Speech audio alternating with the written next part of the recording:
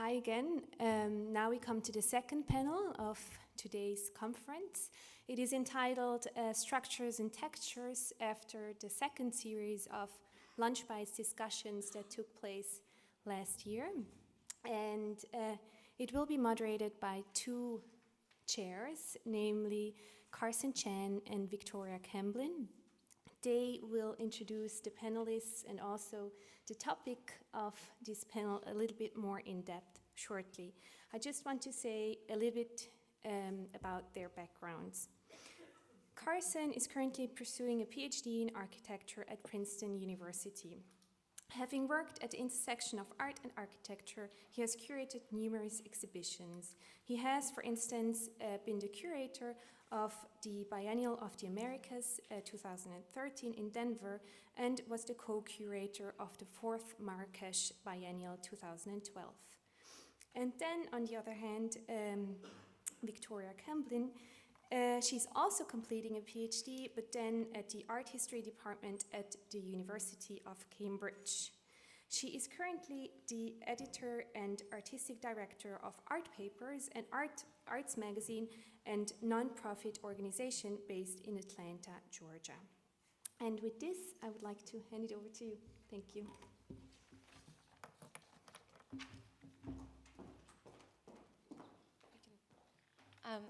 Thank you so much, Melanie. It's an utter privilege to be here with Diedrich Diederichsen, Kerstin Stakemeier, and Kulendran Thomas this Saturday morning in Berlin, which is a feat for the city. And we're very grateful to Melanie Bühler, the Haus der Kulturen der Welt, and to Lunch Bytes and all of its collaborating institutions for this opportunity. We are here today to discuss structures and textures, things that relate to a materiality and a tactility perhaps often viewed to be at odds with our digital reality. Of course, I'm sure I'm not alone in this room in believing that the relationship between these things is obviously much more nuanced than that. Our digital existence is very much a tactile one, one that involves fingers or digits even.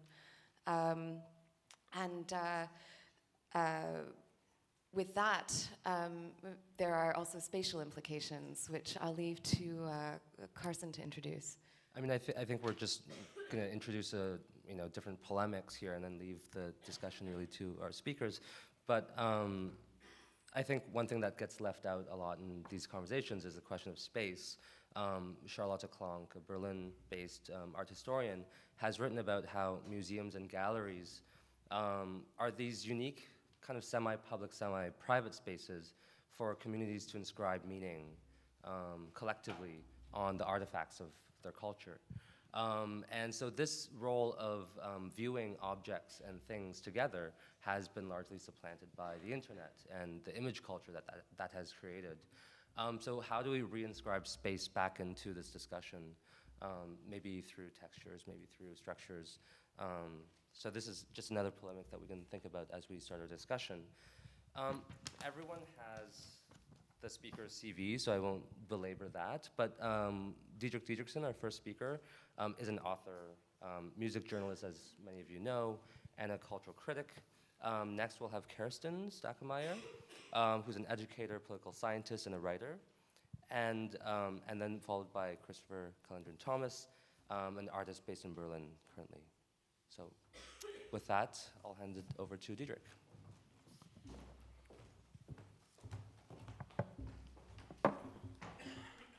Hi, thank you for the introduction and for inviting me. I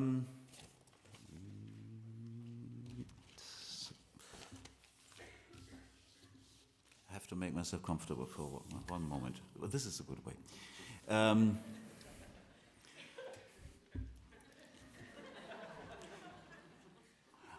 I'm going to talk about, not so much the internet or online culture, but the relation between digital culture and sound art and the implications of how people, not only sound art, like sound culture, sound pieces, and the implications of how people receive those as opposed to conventional music, and this distinction in how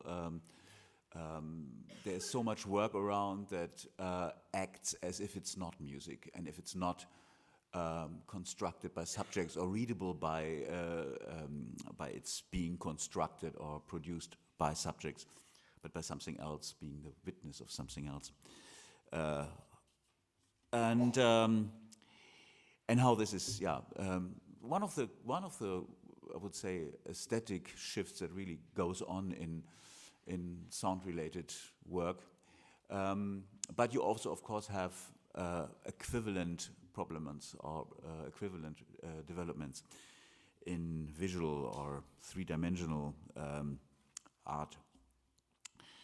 The relation between music and sound has been constructed often, and not completely wrongly, as one of a regulated element of the sonic versus the irregulated, the symbolical versus the indexical, the fictitious versus the real, and so on, being sound the irregulated, indexical and real side, and music the other one.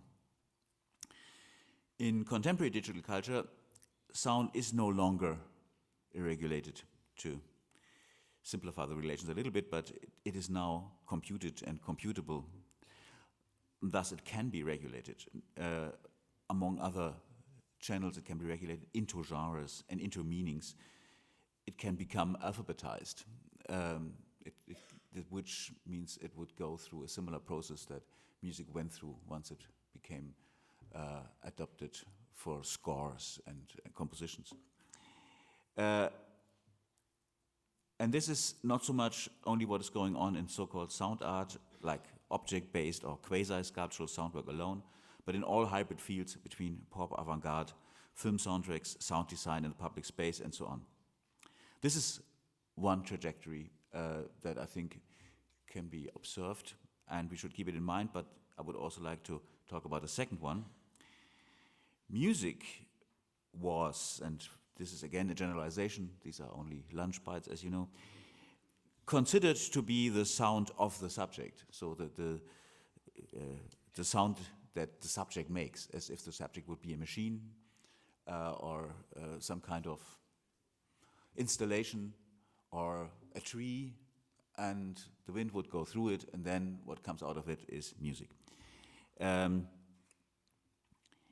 When sound in general was always and could always be traced to a source, the only conceivable source for the special case of sound called music was the subject. And of course, this source was not a material source, but a mix between an auditory hallucination, not so far from the voices that Joan of Arc identified as God's voice, and a conventional explanation by listeners using categories like composition, intention, style, plus the usual ideas of individualist psychology in institutions like score, composer, conductor, interpretation, copyright, and so on.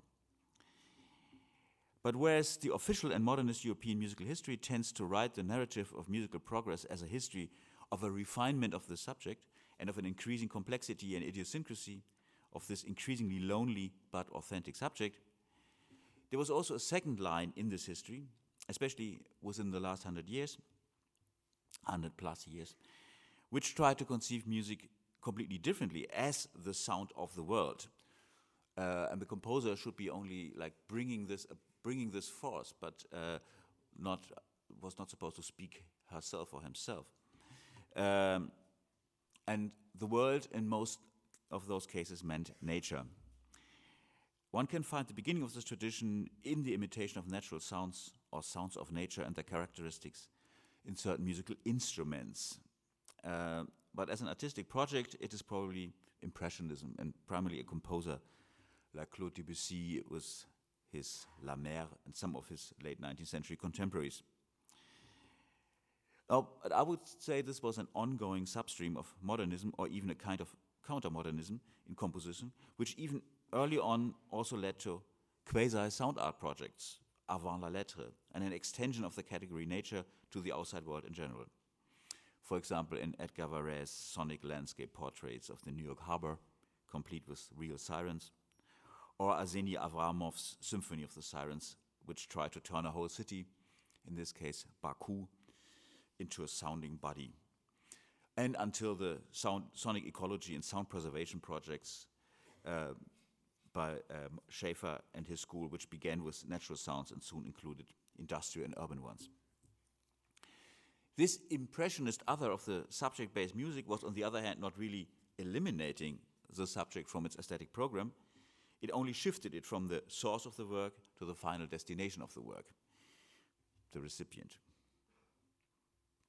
Of course, any work of art in any cultural industrial commodity is part of an agenda of human subjects, but the main difference here is whether an artwork is meant to be experienced as the unfolding or narrating of a subject in time, the medium of the biographical, or whether it is meant to be received as a more or less timeless or unlimited or indifferent temporality, as in long duration, drone, or sound installation.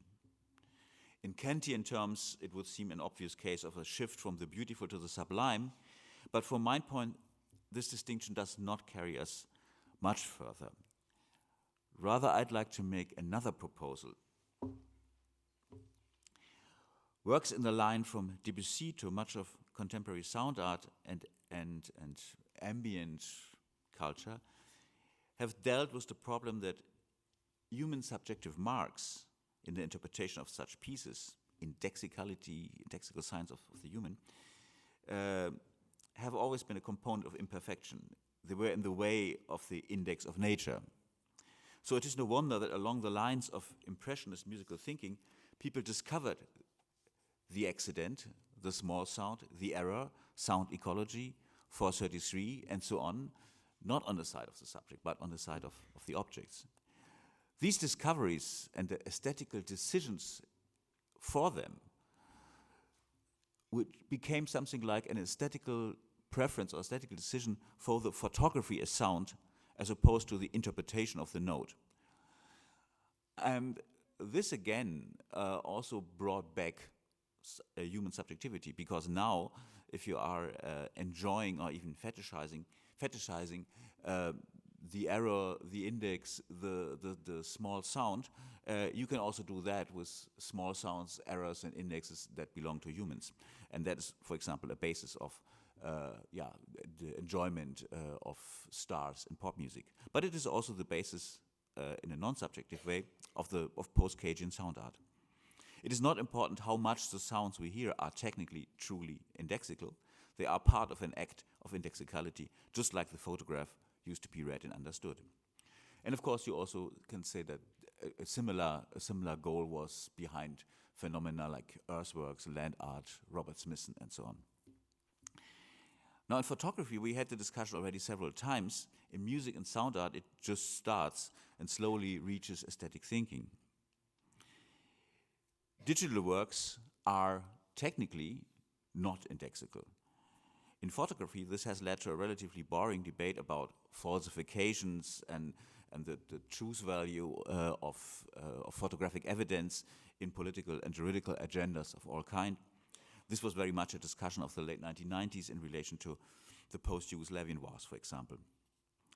In sound art and ambient music, digital sound art and ambient music now, this is not the main problem. The main problem is not if there's something falsified or inauthentic.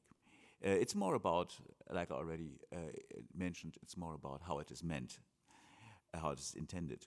Of course, even an electronically altered and manipulated street sound still holds indexical components, and since there is a certain degree of naturalism in the phenomenological result, it doesn't really matter if it is technically truly indexical as well. The problem is clearly an aesthetic one. The availability of sound as an object for artistic manipulation, far beyond Cagean aleatorics and score-like experiments, now in digital culture, has developed an aesthetic of decidedly anti-narrative genres and forms, from metal drones to post-ambient immersive electronics, which have used all kinds of typical aesthetical signifiers in their non-musical accompanying material, sleeves, web images, etc., that clearly defines them or designates them as nature aesthetic, landscape sensitivity, interested in far horizons, endless plains, dehumanized planetary beauty, sublime Arctic territories, and so on. All this resonates very well with a new post-humanist and anti-subjectivist, anti-correlationist spirit in the arts and philosophies of the present. And this is the problem. A true problem of kitsch, I would say. What is going on in digital culture is indeed the opposite. It is on the, it's my counter proposal. It is not the dehumanization and desubjectivation, but the overhumanization and oversubjectification of material formerly unavailable for detailed human manipulation. Natural and machinic sounds, accidental and contingent sonic objects, the indexes of nature, or just laws of nature, they all are becoming now material for aesthetic decisions through their digital availability. Now, even this matter can be this object-like matter can be remade and reassembled due to human and subjective agendas, including, of course, commercial and economic ones, which, while doing it, imagine themselves to not express themselves, but assist a non-human object at expressing itself. This vulgar Latourian fairy tale, implicitly in the center of so much sound art, but also other art and other sound, can produce a lot of otherwise interesting art, which is interesting because it can be read, used, interpreted differently by other subjects who listen to it. But the self-misunderstanding which it constantly produces by pretending to generate the unaltered and unmanipulated voice of the object per se is quite strange. Of course, one can say objects play a different part in sound art since they replace instruments, and by doing so a certain aesthetics of effectivity and, pardon the pun, instrumental reason. But even that is an improvement rather of the essentially subjectivist project of musical aesthetics, becoming richer and more complex in relation to possible sounds, leaving biography as a medium because it has become boring, which is based on aesthetic decisions by subject-like entities, although they can be delegated to post-human entities that just function like subjects. But these post-human entities can only decide insofar on these aesthetic matters insofar as they're themselves theological and thus subject-like constructions who are able to, quote-unquote, enjoy the aesthetically mediated contact with their non-subjective, non-intentional, non-theological other. They used to call this romanticism. Thank you.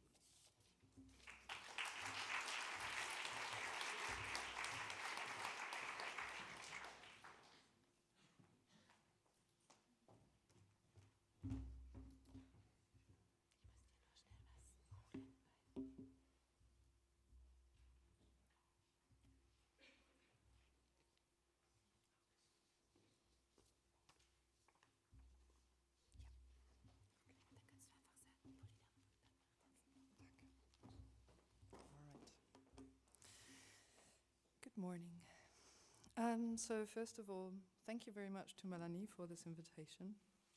I think it's a really interesting context, and the questions to me seem to be really important at the moment. So my talk is about aesthetics or materialities of art. So first, why aesthetics or materialities?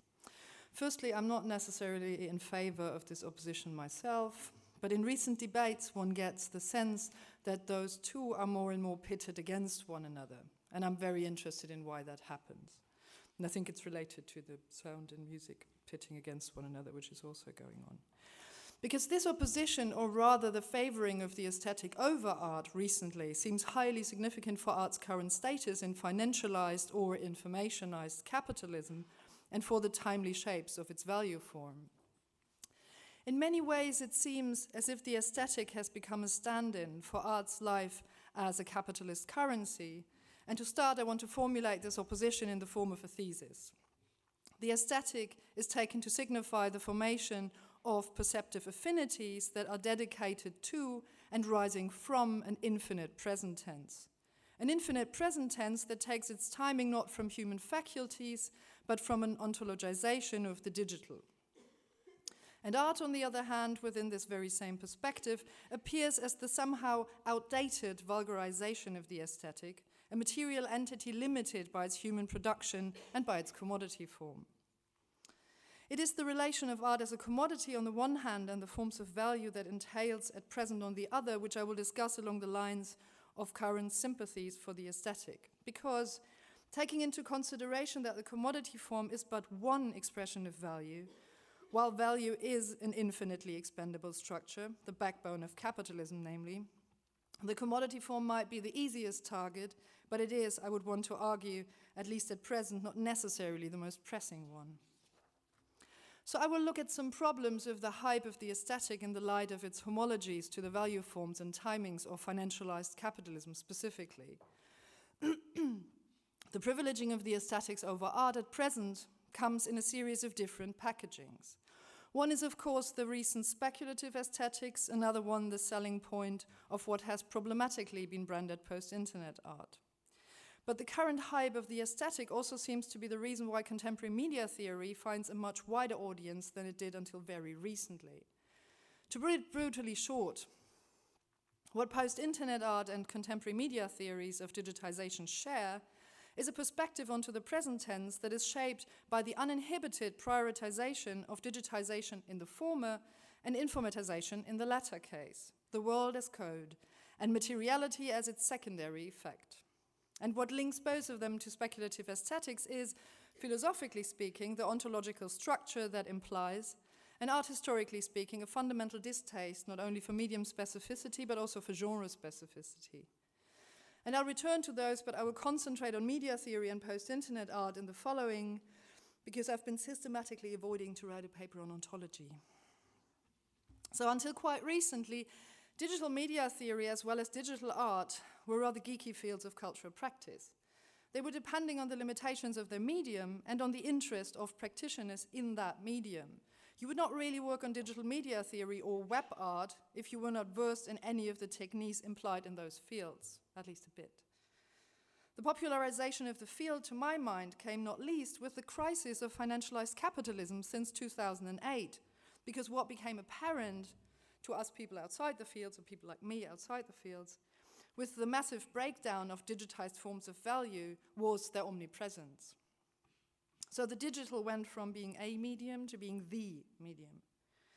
And it is a very interesting correlation that the rise of object-oriented ontologies and post-internet art both coincide with the crisis of exactly that phase of capitalism that had been built on the informatization of capital. It's becoming financialized code, it's becoming algorithmic, and so forth. So capital was already object-oriented. Capital was already digital, and it still is, but what went down with the financialized crisis was the ideology that via the financialization of capital, capital could finally fulfill its oldest dreams, to emancipate itself from labor. And this brings me back to a text in which you can find everything you're looking for, Walter Benjamin's artwork essay. In it, he argued that capitalist means of reproduction become artistic only once they're outdated. So here goes the digital. But what Benjamin anticipated in his assumption, and what no longer holds true today, is that this means that the outdated is outdated because it is replaced by something new. But the crisis of financialized capitalism did not open up something new. It consolidated itself, shooting up bits and pieces of past phases of its expansion. A bit of early capitalism in China, a bit of post-Fordism in Europe, a bit of evacuated modernism everywhere, and all of it held together by its financialized and thus informationized relations established since the late 80s. So art's attempt to escape into the aesthetic tries to accomplish a sublation that capital failed to accomplish. And this is where my original idea for this talk came from, because in an argument with Jean-François Lyotard at the ICA in London in the end of the 80s, Philippe Lacoue-Labarthe characterized the task of postmodern aesthetics as an unwanted heritage. While modern art had tried to emancipate itself from the aesthetic, postmodernity was left with the remains of its failure to do so. Our present situation seems to propose an inverted art escapism, the attempt to emancipate aesthetics from art. Where modern art had attempted to escape aesthetics to become real, to figure as life, the ideological stake of post-internet art seems to be an attempt to escape from art into the aesthetic, because it is the real, it is life itself that is digitally rendered abstract. So materiality seems to be secondary to code because, speaking from capital, it is.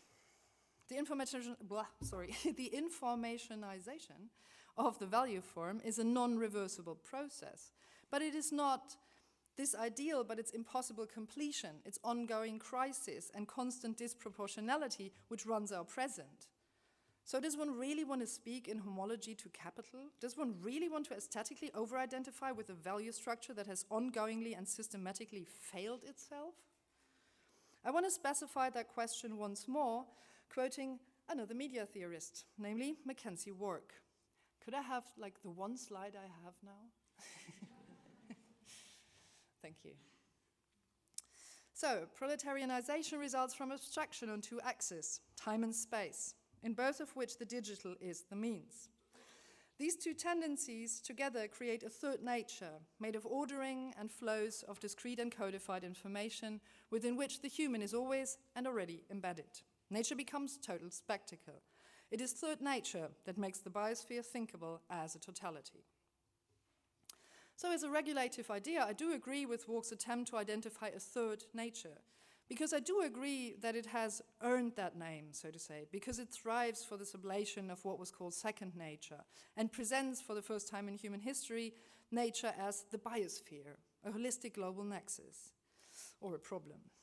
So I do, however, not agree that proletarianization and digitization are one and the same thing, but rather would argue that the first is the cost of the latter, which links it to second nature. And I do not agree that digitization is abstraction, but would rather tend to think that this is fundamentally reducing digitization to its function for financialized capital.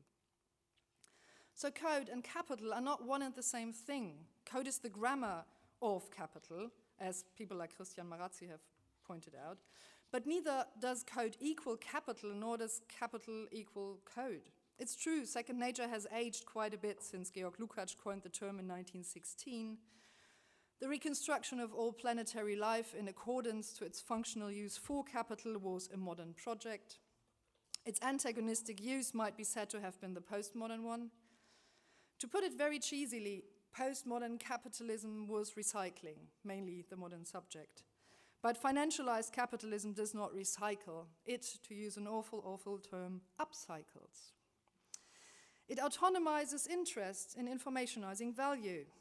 In that sense, Wark's third nature accounts for a fundamental change of level, but in affirming that the legibility of cultural propositions now depends on their status as informationized novelty alone, Wark ends up mirroring third nature's aspiration to have subsumed second nature within it.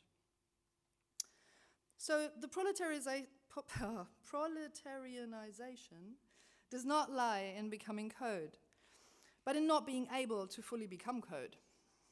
As another media theorist from the New School, Alexander Galloway, has put it, the digital is not a medium, it's a language. A language that textures our reality, that produces passages between all living and non-living things.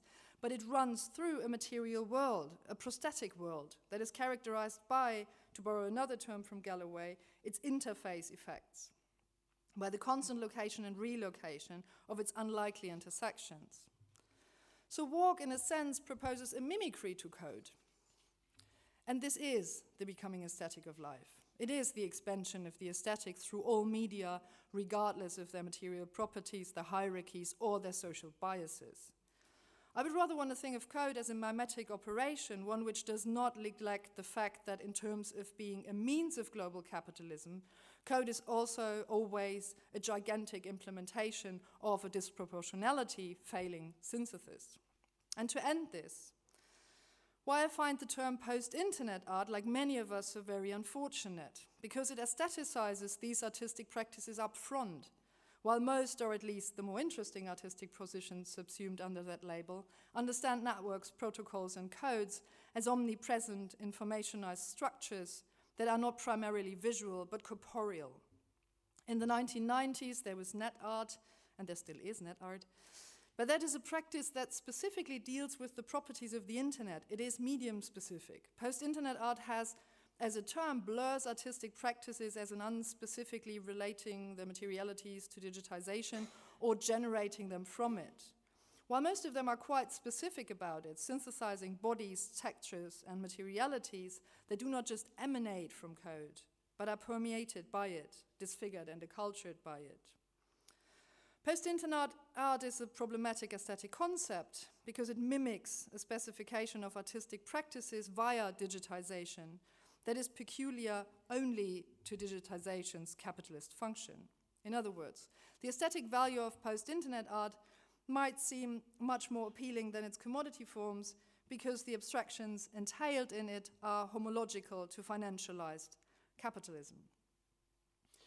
One could, of course, go with Florian Kramer's suggestion to rather discuss post-digital, because that registers not only the historical development of digitality from a medium to the medium, or as Manovich says, the meta-medium of production, distribution and consumption alike, but it also takes into account that through the ongoing crisis of financialized capitalism, this meta-medium became ongoingly identifiable, visible, corporeal, and thus very, very limited. Pitting the aesthetics against art leaves code untouched in its being a value form, and thereby ontologizes and conserves its commodity form. And to reinvestigate in artistic medium specificities as coded value forms, it is the interfaces between the digitization of capitalist value and its limitations that might be pulled into the foreground. Thank you very much.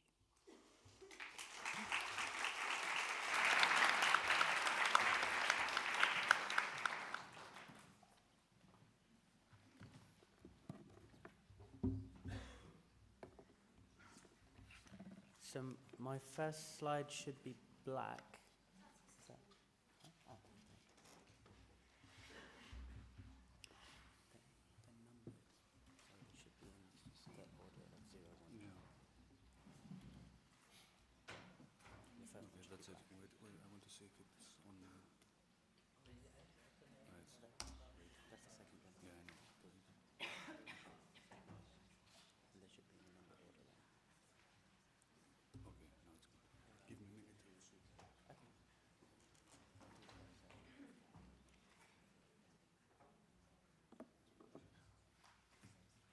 First of all, I'd like to thank Melanie for the invitation to be here.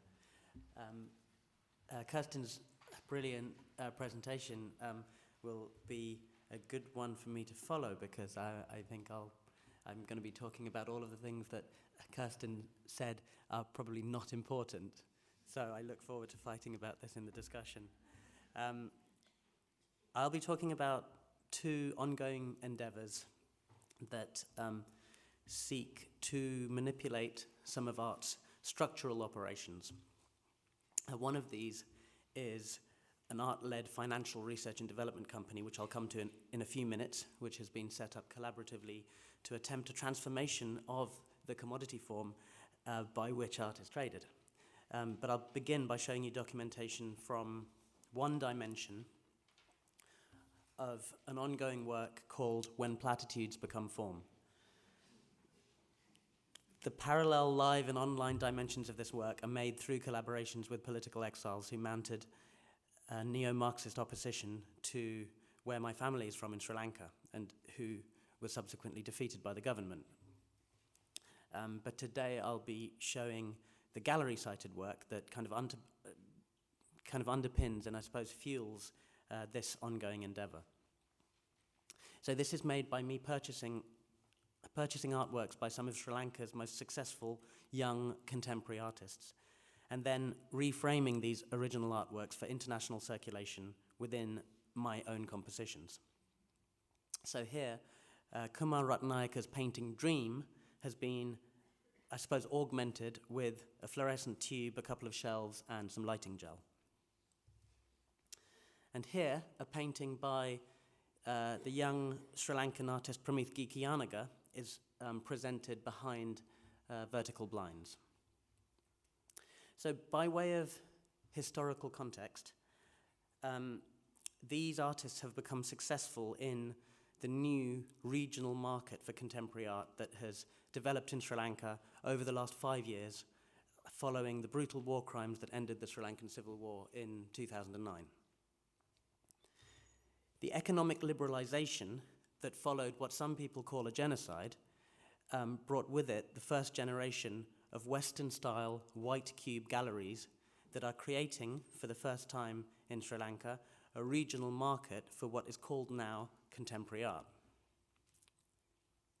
So I started doing this work a couple of years ago, I suppose as a way to come to terms with stuff that I'd been avoiding up until then, about the difference between where my family is from and where I am now.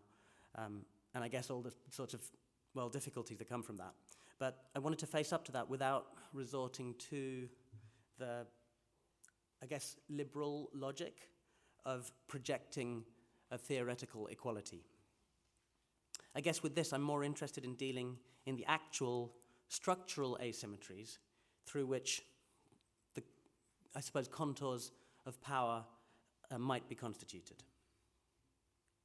In this respect, a particular trajectory of this work that I'd like to talk about can be seen with this series featuring the work of Prageeth Manohansa.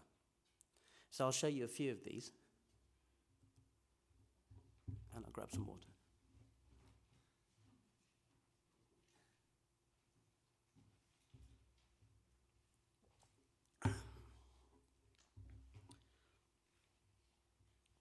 So Manohansa is the same age as me, and he's become a big deal in Sri Lanka in the last few years. With this ongoing series, I'm reframing his drawings on these Nike t-shirts, many of which are also made in Sri Lanka. Now, the more my work is taken up, the more I end up buying of Manohansa's drawings. And at this rate, there's a very real chance that he could become one of his gallery's better-selling artists, but potentially not even on his own terms, but rather through my reformatting of his work. So the more this work goes, the more it seems to be intensifying the structural asymmetry between its materials. And I've been thinking about the way in which this can potentially perhaps contribute towards unraveling contemporary art's default liberal logic of what Boris Groys describes as equal aesthetic rights. So this translation of what counts as contemporary in one context into what counts as contemporary in another is a kind of machinic translation, I suppose, based not so much on any sense of artistic flair, but rather based on the recurring memes in circulation in the context into which I'm working. And of course, the original artworks that I'm purchasing are themselves the product of a slower flow of memes from the Western art historical canon to Sri Lankan contemporary.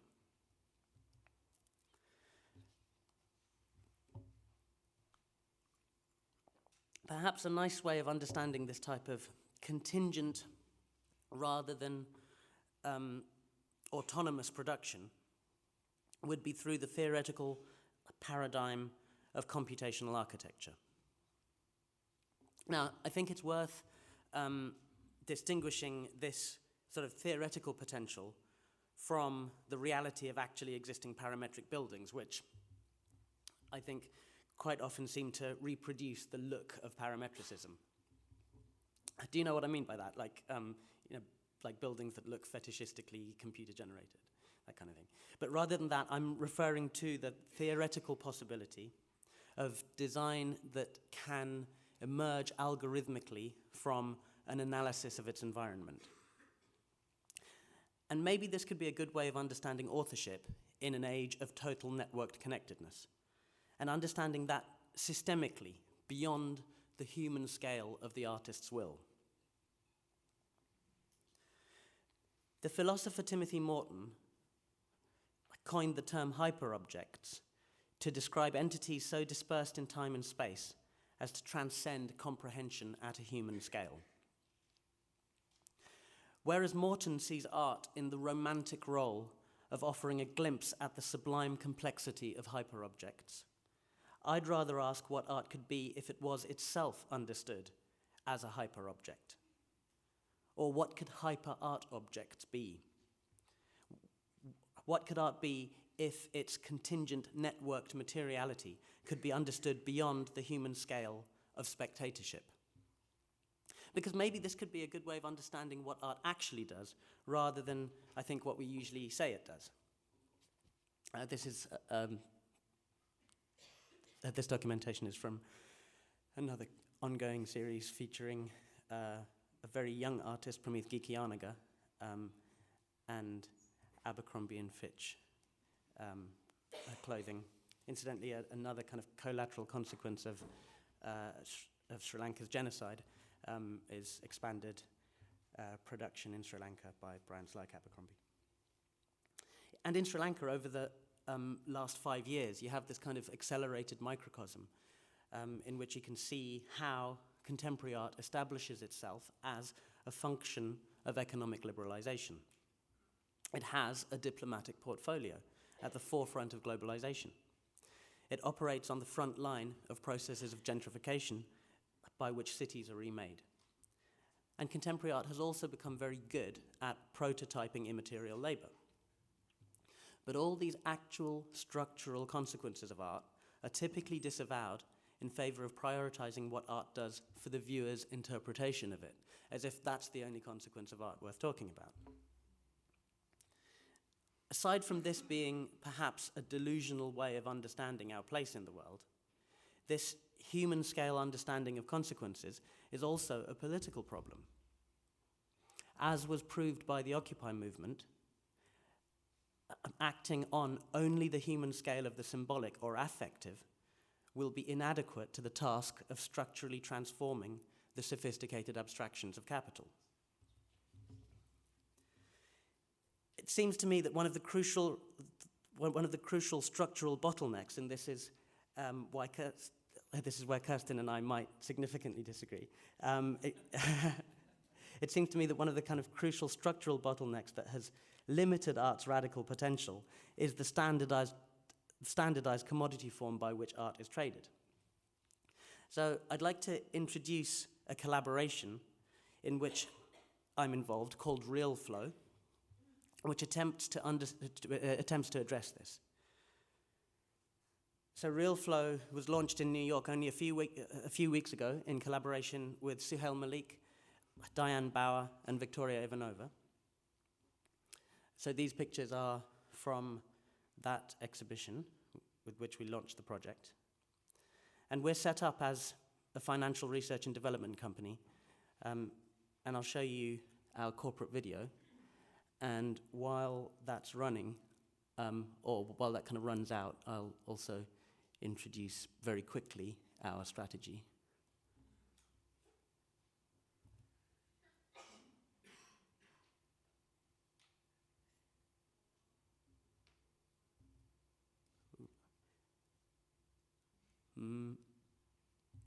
Do you know how I would play the video next?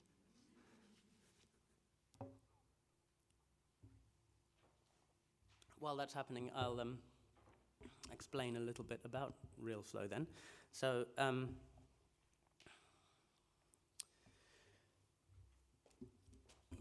move this mic so you can do that. So since, well, for at least half a century since conceptual art, the form of the commodity by which art is traded has remained unchanged. And that has okay. So that has meant that the material form that art takes can proliferate, but whatever its material forms, be it relational, performative, or ongoing processes, it can only be traded the same way as a painting, with a certificate of authenticity. And it seems to me that this has limited the radical potential of art at every turn. So, for example, relational aesthetics was a success in market terms because mostly the social processes that were set in motion were predetermined in order to create an image of social processes that could then be traded in the standardized commodity form. So whilst it was a success in market terms, it was a failure to actually do art through social processes. Similarly, now what used to be called post-internet is becoming a success in market terms, but a failure to radically reconfigure the gallery as just one node in a network of distribution. And it seems to me that the standardized commodity form by which art must be recouped in order to be traded has actually set the limit of the horizon of what art can do. So maybe now it's time for our corporate video.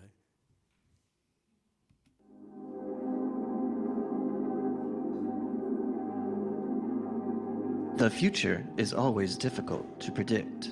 But for all the unknown complexities exposed through economic crisis, one thing is increasingly certain. Our planet has become fully engulfed by the volatility of finance and its constant state of risk. This hegemonic order is no longer driven by objectives of progress or development, but rather by the management of the perpetual present of risk opportunity. The process of sublimation, whereby capitalism melts all that is solid into air, requires a phase transition.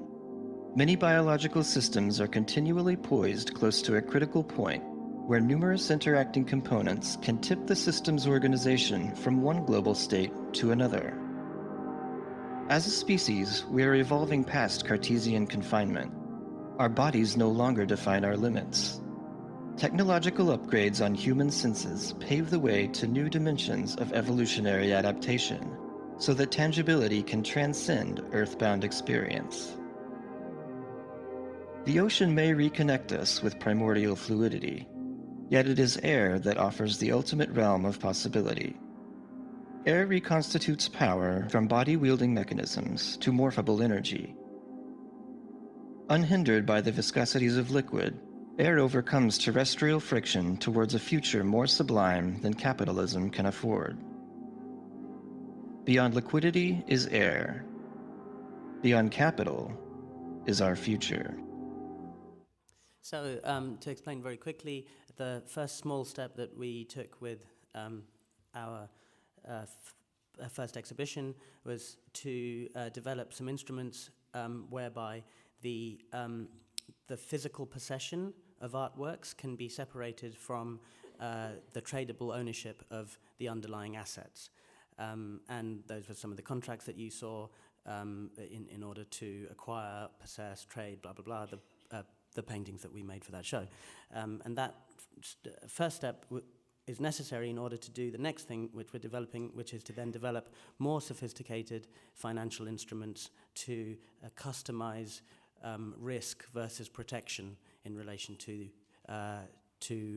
the underlying asset that is the artworks that we are securitizing. So I suppose the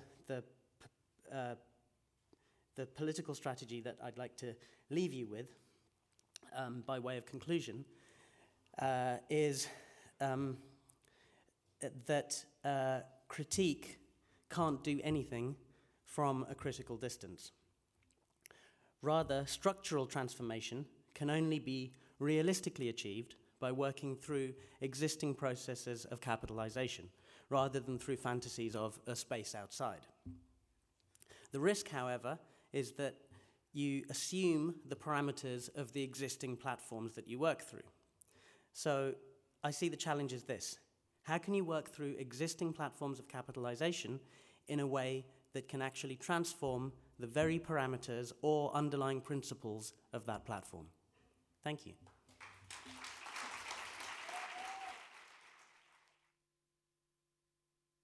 Thank you. Hello. I'd just like to thank all three of our speakers for their rich presentations, and I think it'll be a struggle in the next 15 minutes to unpack everything that has been kind of brought up. But let's start with the polemics that Christopher has kind of introduced, and I'll ask Kerstin to respond. You know, I mean, in terms of the look of post-internet art, right, has been able to, you've shown us that the look of post-internet art has been able to kind of be infused with this, the idea of the proletariat, and so this, in a way, I don't know if this undermines, what you say, or kind of challenges it, but I think that we can begin a conversation there. The other thing that I thought was very interesting that you talked about was how you troubled the term parametric, right? That redefining it instead of using it in this kind of extremely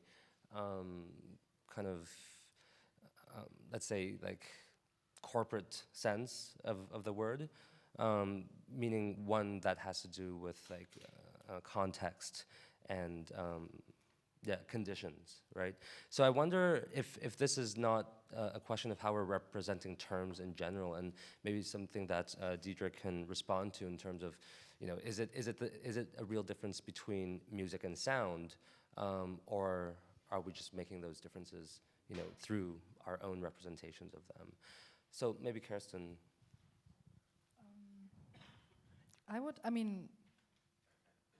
In the even in like talking about aesthetics against, I was starting from saying it's not necessary. I find the opposition very productive to look at a fight, and it's great that we can have it. Because I think like the fight as a fight is important, because exactly the question is if like what is for me the question is what is anti-capitalist politics really, and I think we share that question. Mm-hmm. But I wouldn't term it I wouldn't like frame it in a way of like distance, but at the same time like this idea of like going through structures which are there and then change them. In Germany we call that the Green Party. That history has shown very many very unproductive things.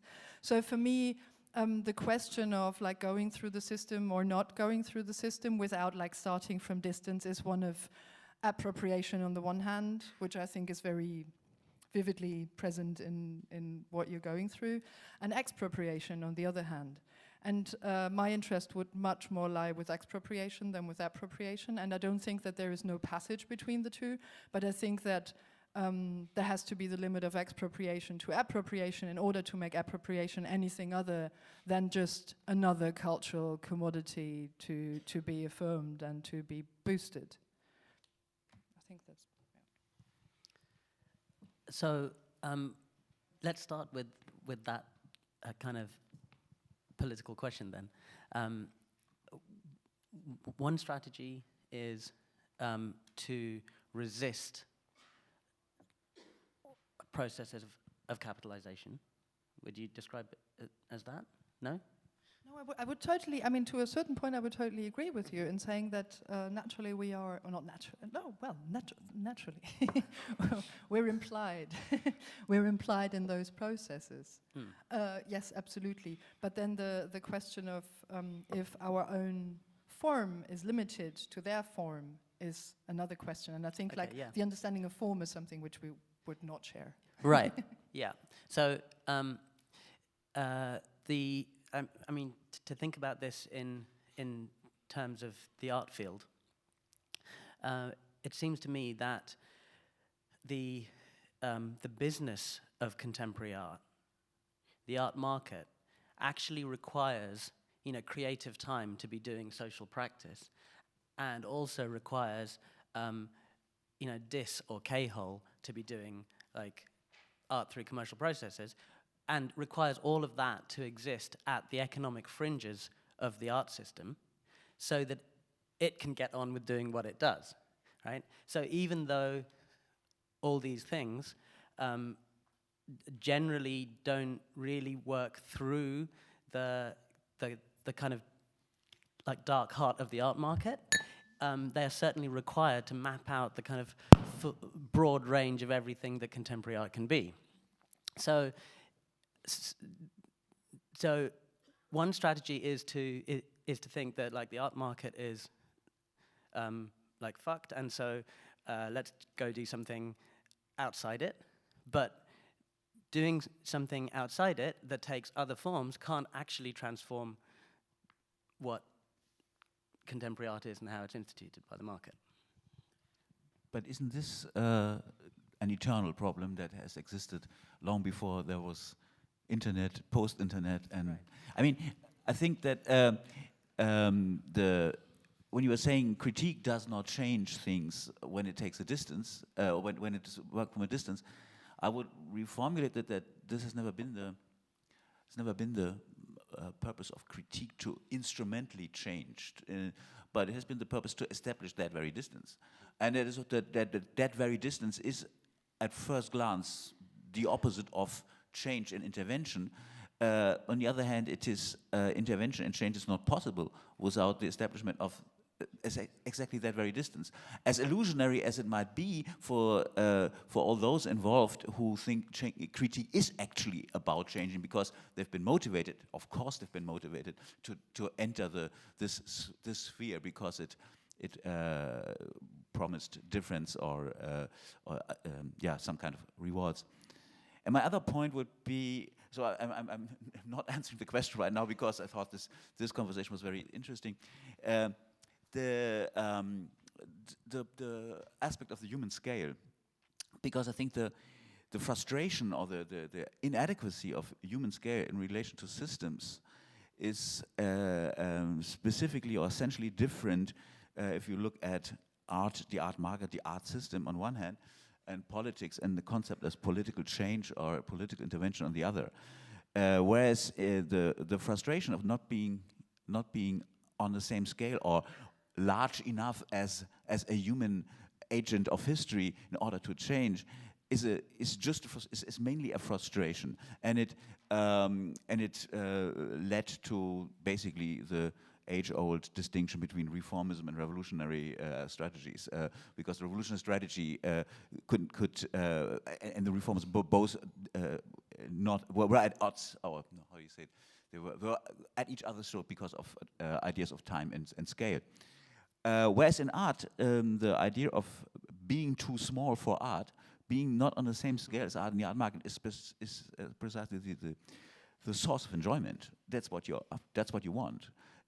You are connected with it, and you are too small, and you are not getting the whole thing, but you are in a meaningful way part of one thing, and that is exactly what art collectors want. Not only art collectors, maybe it's also, I'm not so sure about which part this plays in being in aesthetic sensitivities in general.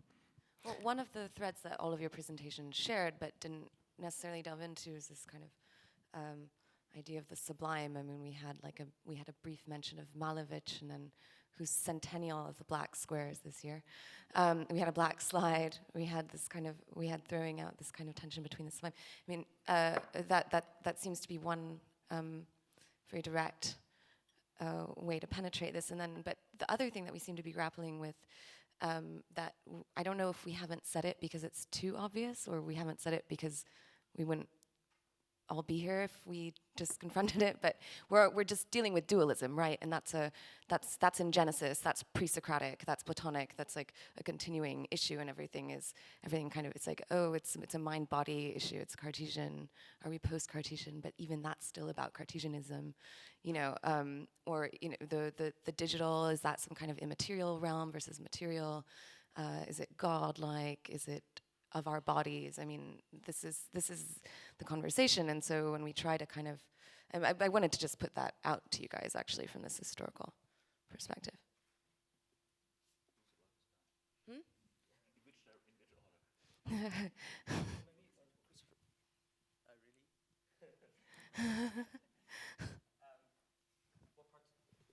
I guess particularly, in the works that you showed us, the relationship that you have to engage with the Sri Lankan artists, and then how that works with your own identity and your own kind of presentation that already exists, this kind of dualism, right? Or maybe dualism isn't the right word. Right, yeah, and the kind of liberal logic of contemporary art typically resolves that dualism by projecting a platform of at least conceptual equality. That's the thing about contemporary art. It isn't medium specific, it isn't discipline specific, and it doesn't discriminate between references, historically, geographically, whatever, dispersed, right? So, whereas like Boris Groys sees that as contemporary art emancipatory potential and its equal aesthetic right, the problem of that is that it is a conceptual projection. And so, can I pervert your question by coming back to Diedrich's last point about, which is kind of about dualism, but not really.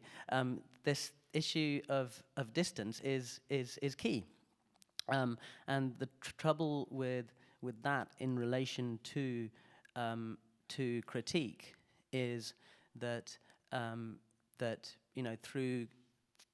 through conceptual art, strategies of critique were almost instantly academicized and institutionalized so that they can be taught and learnt and rehearsed and played out to create value. And it's exactly criticality that now functions as the market's ultimate benchmark, right? Criticality is always my favorite example if I have to explain reification to someone. That is, I totally agree about that. But on the other hand, I mean, I don't know, it's not my term basically, but the distance established by critique is not, I would not think of that as something that is intrinsic to the critical artworks. The realm of critique is not something that is in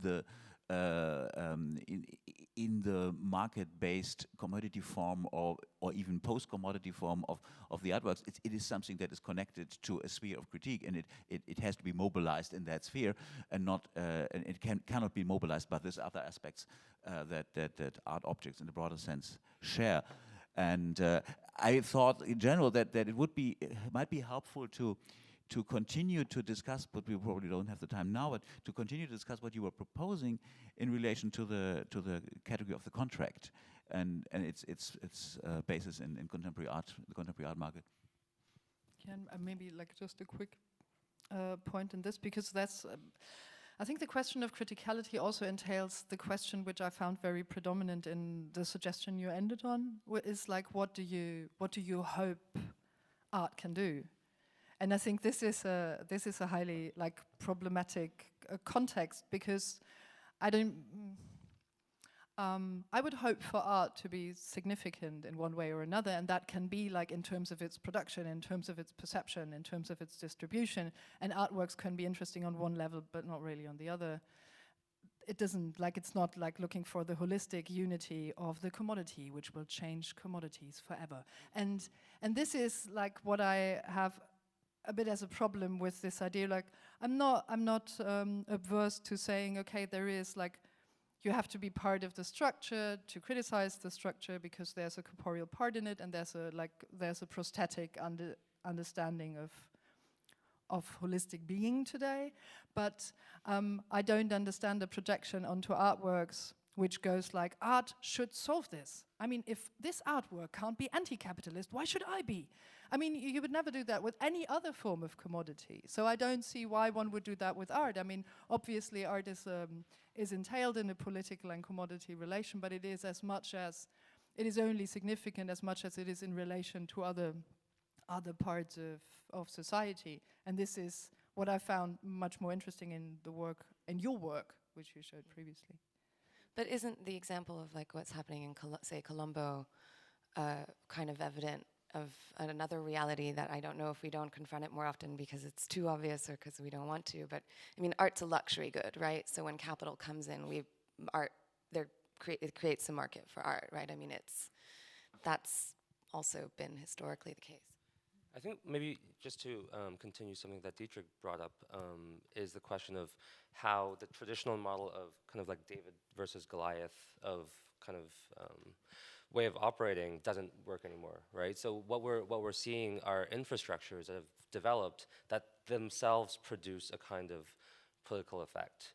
So it's not like a man sitting somewhere that is dictating how things work, but it's the art system, it's the communication system that is creating effects. I think what's interesting with your presentation, Christopher, is that you proposed kind of what I can understand as a method of understanding or reacting to this. I know Diedrich and Kerstin, what would you say in terms of method? How do we how do we confront dealing with a system rather than an object? Well, I mean, seldom experience that I have to deal with systems. I know that they are there, and I know that tiny objects are implied in them, but still, it's not a daily life situation, and that doesn't mean that knowledge about these things alters the way I deal with glasses, meta objects, concatenations of meta objects, and other things, how I encounter them. But I think that the point we just were talking about the last round is that an artwork or any intervention, any contractual or categorical intervention into one tiny bit of the art system is not it cannot have the task to address the whole, because by definition it is not a whole. It's not referring to a whole. This kind of system is not like a Ptolemaic universe. It's a different type of system, and so it cannot be addressed by me, for example, when I'm producing art, what I never do. Yeah, exactly. I mean, otherwise you end up in like what you were talking about as romanticism, as like a recuperated version of romanticism. And I don't know. I mean, I think this is why discussion around, for example, the prosthetic or this idea of I don't know, if you look at somebody like Beatriz Preciado's work about the pharmacological being of human gender today. So if you look at like the system as being a constantly inconsistent concretion, actually, then you evade the idealism. Do you think this is also maybe like a generational thing, because we were all we all knew what it is to be alive before the collapse of communism as a viable political alternative, and before a total immersion in digital networks. So, like, if we were to be born now, why would we even understand the bounds of our bodies in the same way that we kind of do? Because if we were to be born now, why would our bodies end with our eyes and our fingertips and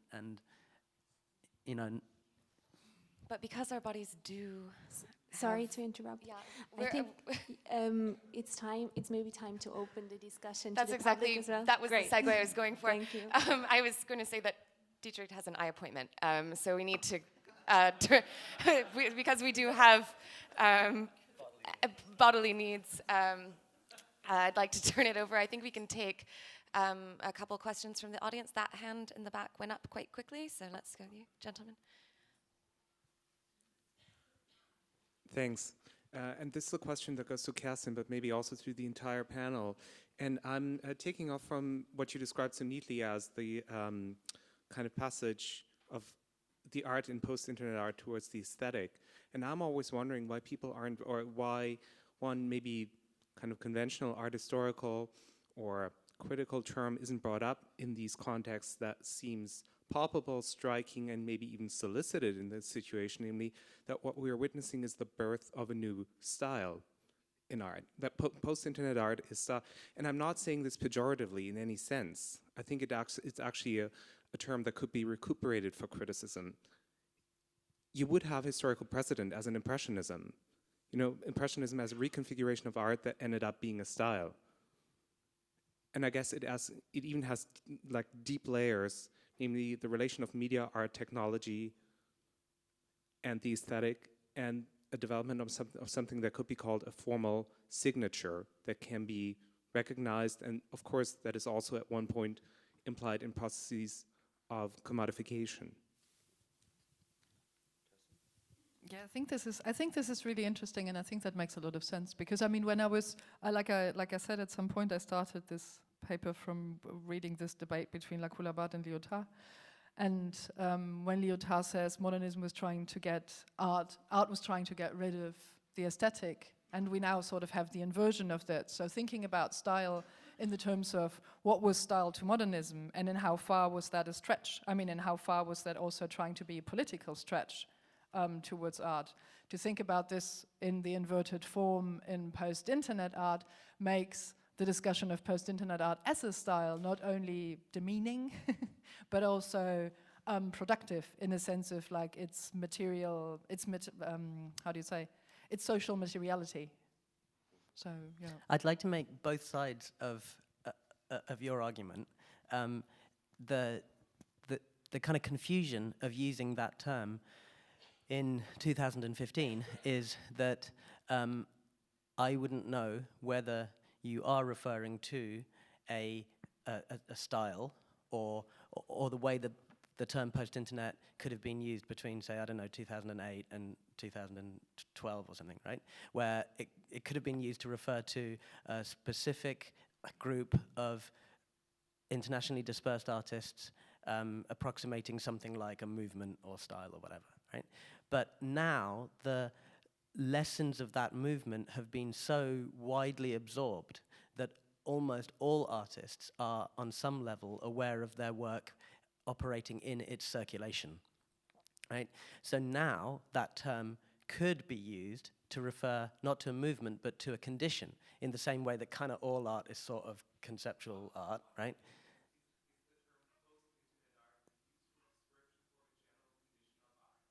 I'm sorry? Well, I suppose it could be used now to refer to understanding art in its circulation. But because of the confusion between these two uses, I'm not sure if it's a useful term. But I think another way to think about it too is also just as a kind of historical marker, right? So this is art, all art produced after the advent of the internet could be kind of construed as that. So I think that's another way of thinking about your idea of style, that it starts to periodize a lot of this work. But isn't style exactly that? The very specific look of a persuasion or a conviction that a group of people, or the very specific look is a response to the general condition of art. Wouldn't that be exactly the definition of any style? I think history will tell, right? But maybe on to the next question. Hi, this is kind of to Christopher and Kerstin, I think, or in different ways.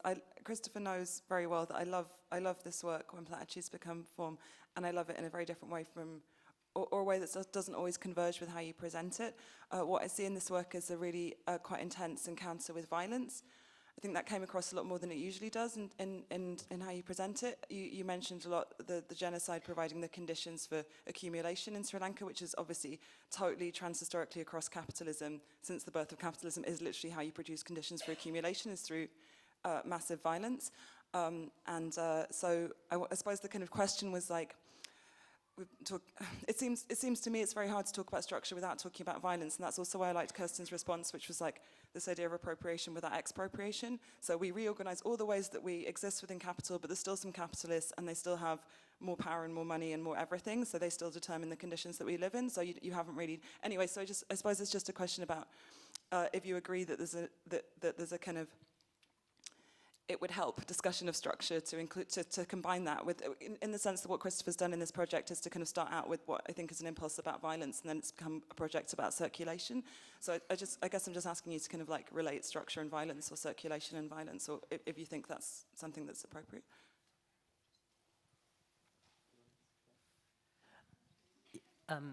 So it seems to me that that this is all the stuff that art actually does anyway, right?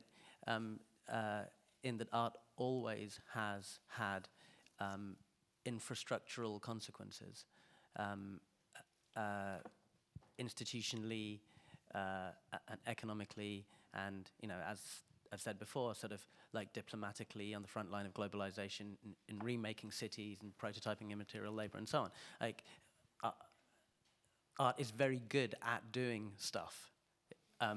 Right, it actually does stuff, but that's generally not the stuff that we say it does. And so I guess what I'd propose is an integration between what art actually deals in and what we understand as art's consequences. What do you think, Kristen? What do you think, Kristen? I'm going to have to invite all of us to continue the discussion, perhaps in the restaurant. But thank you very much. The optometrist is a real thing. It's not a, so we have to make sure he gets his appointment. But thank you very much, and see you this afternoon.